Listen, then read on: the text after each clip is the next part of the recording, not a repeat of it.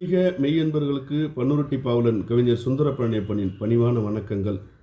பன்னுருட்டி வட்டம் புதுப்பேட்டை அருள்மிகு காசி விசாலாட்சி சமேத ஸ்ரீ காசி விஸ்வநாதர் திருக்கோயில் ஆன்மீக பேரவை மற்றும் திருவதிகை தேச கன்னட சைனிக சமூக நல சங்கம் மற்றும் ட்ரஸ்ட் இணைந்து மாதந்தோறும் பௌர்ணமி தினங்களில் முழுநிலா பெருவிழா என்ற நிகழ்வை சிறப்பாக நடத்தி கொண்டு வருகிறது.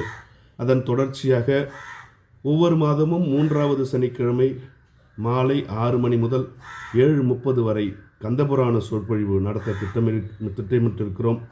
அந்த வகையில் ஒவ்வொரு மாத நிகழ்விலும், அதாவது 12 மாத நிகழ்வில் கலந்து கொள்பவருக்கு ஆண்டு இறுதியில் கந்தபுராண பட்டய சான்றிதழ் வழங்க திட்டமிட்டிருக்கிறோம்.